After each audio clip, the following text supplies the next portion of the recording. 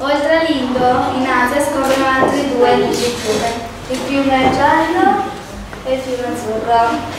Nel territorio tra i due fiumi si sviluppò la civiltà cinese intorno al 3000 a.C. Coltivavano soprattutto il riso, il miglio e il grano. I cinesi erano divisi in tanti regni, ognuno governato da un re.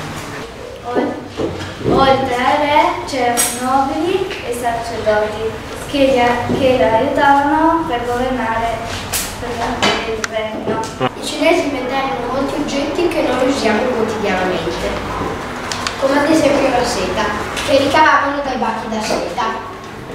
I bachi, dopo aver mangiato molte foglie di incenso, si avvolgevano in un bozzolo. I cinesi immergevano questo bozzolo nell'acqua calda e srotolavano questo filo molto delicato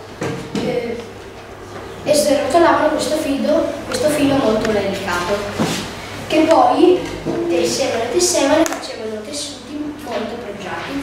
L'altra invenzione dei cinesi fu la carta, che la ottenevano macerando fibre vegetali e poi pressandole una vicina all'altra per far sì di ottenere un foglio.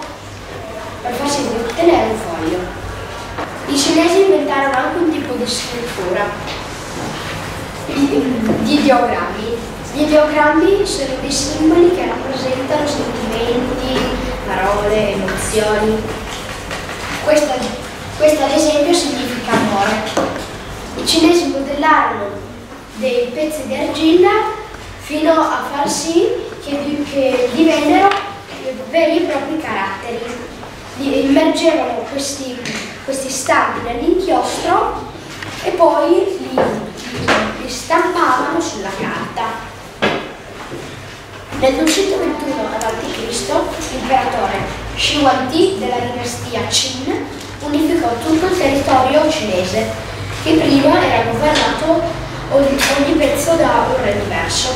Per proteggere i confini di questo grande territorio, nella parte nord della Cina creò la Grande Muraglia, che fu costruita unendo tutti i tratti di mura dei sovrani locali. La Grande Muraglia è lunga più di 8.000 km, ha un'altezza variabile ed è larga circa 10 metri, quel tanto che basta per far passare un carro trainato da cavalli. La Grande Muraglia è costruita in terra battuta ricoperta di mattoni e fu costruita per difendere la Cina dai popoli nomadi come i mongoli.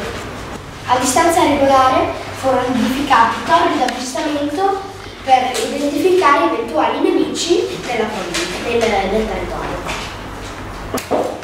Quando Shirati è morto, si è costruita una tomba enorme. La tomba era protetta di 8.000 soldati di terra.